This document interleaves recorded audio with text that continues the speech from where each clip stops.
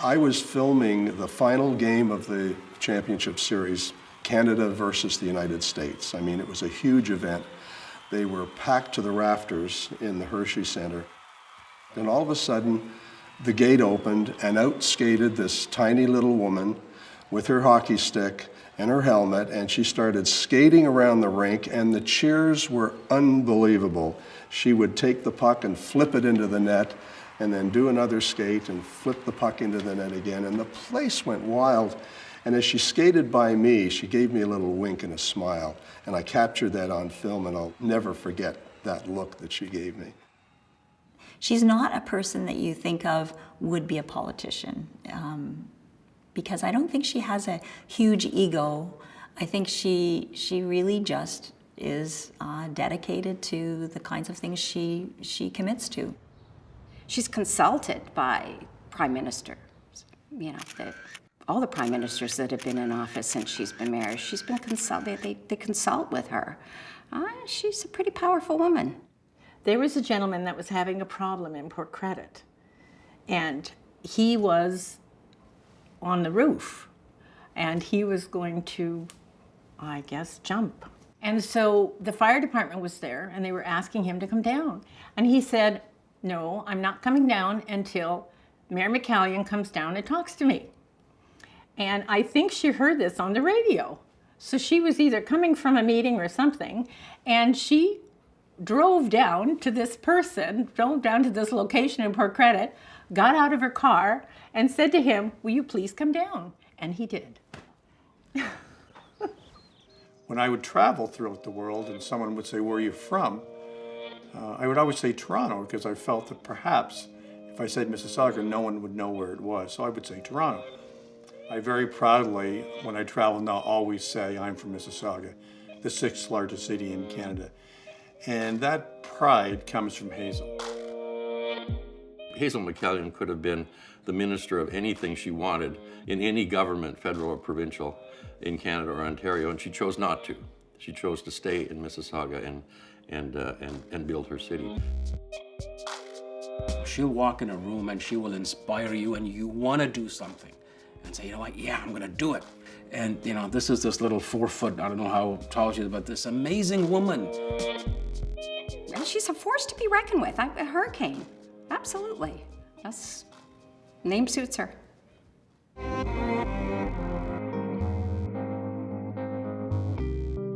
I was always interested in business. I worked for my dad at the age of 10. He had a general store, and I used to keep his records for him as the fishermen would come into the store and order these things, that I would make a record of it. So I was always interested. I felt that government should be run more like business. Hockey was the only sport in the wintertime. There's some skiing, but very, very little. I was made aware of a league in Montreal, a ladies' league, which was quite unusual. I went to a tryout, and sure enough, I was engaged by the team that was sponsored by Kick-Cola. We were paid $5 a game, both the practice and the game itself. I played center for the team and enjoyed it very much. But then the company transferred me to Toronto to set up their office to build the world's first synthetic rubber plant at Sarnia. So that was the end of my hockey days, 1940 and 41. She was a woman in an executive position at a very young age, in an era and a time where women just didn't succeed in those types of executive roles. I left Canadian Kellogg after 20-some years and got involved in the community of Streetsville and to assist my husband in his printing business. And as a result, I became president of the Streetsville and District Chamber of Commerce. And in 1970, I ran for mayor of Streetsville. And I was mayor of Streetsville from 1970 to 73. And then in 74, of course, the Davis government brought in regional government and put Streetsville, Port Credit, and the town of Mississauga together to form the city of Mississauga. She left Streetsville, came to Mississauga. She was on council, I believe, for 2 terms before she decided that the city wasn't being run the way she thought it should be run, and she was either going to go for it or get out of politics. She was campaigning for mayor of the city of Mississauga, and I went to one of her campaigns, and I believe it was at Streetsville High School. I went, wow, listen to this woman. You gotta come and hear this lady. She is powerful, really powerful, and she's running for mayor. My opponent at that time felt that, why should a woman want to rise to be mayor of the city, especially after being mayor of this small little town of Streetsville. And I remember the statement that he made that if I was a man, he would have wiped the floor with me. But because I was a woman, he couldn't challenge me like he would if it was a man running against him, which was unusual. And I think the women took exception to it.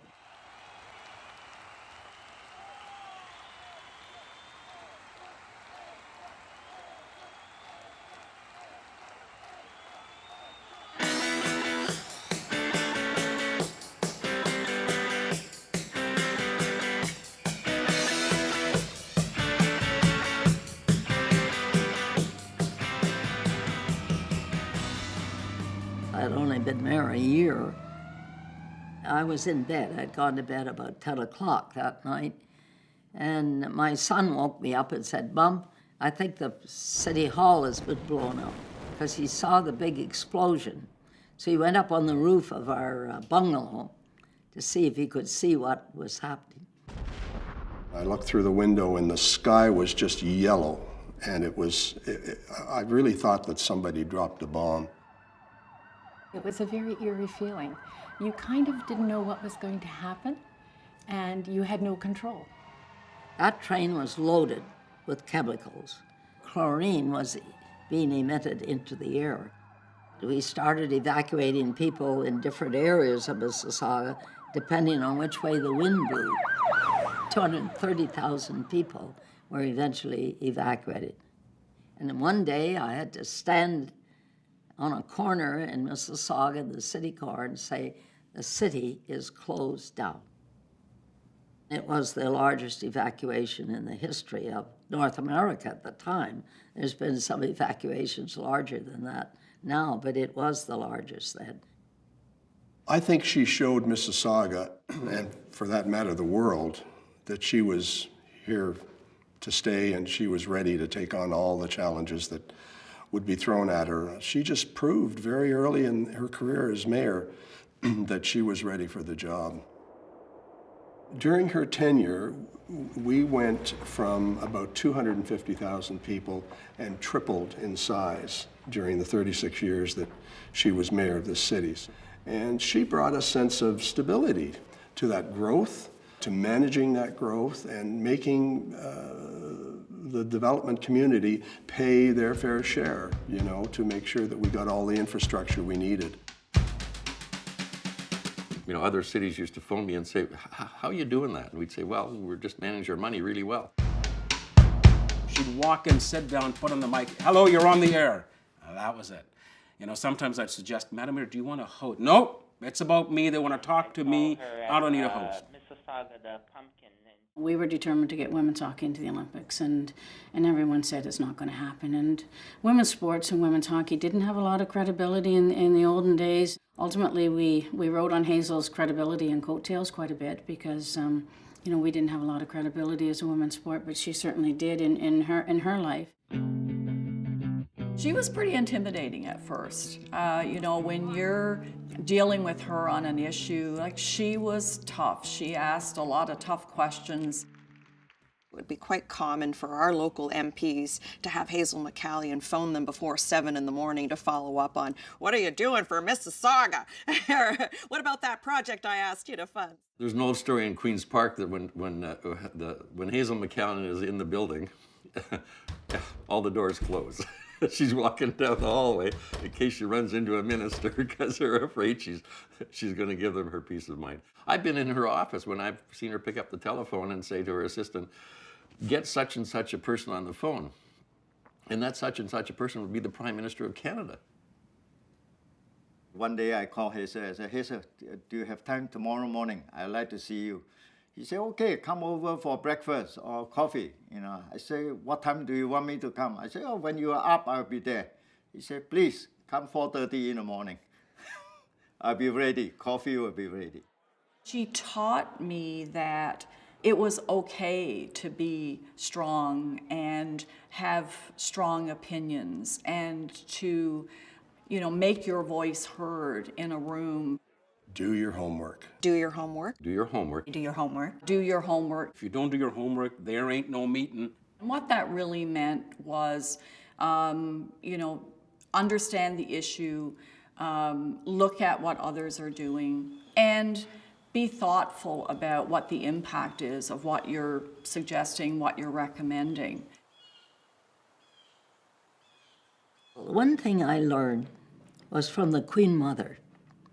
I was always impressed with her. When I'd meet her at the airport, because as mayor, you would be invited at the airport to meet any royalty or important people. And when you met her, when she'd go along the line, most people would shake her hand and pass on. She always stopped right in front, looked you in the eye, and made a nice comment.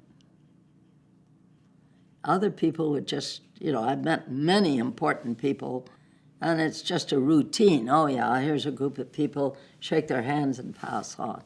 I think you got to show you are interested in the individual you're talking to.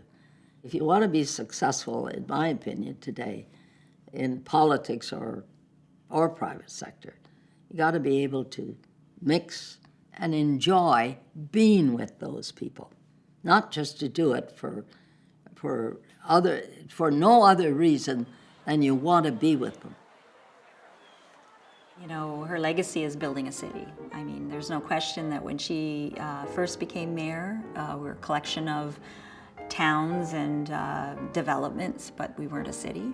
She was the one that really people looked to. They saw that, for over 30 years, there's this person that had this passion and purpose to build this city, to be a great city. And so that, I think, is her legacy. Mississauga is Hazel's legacy.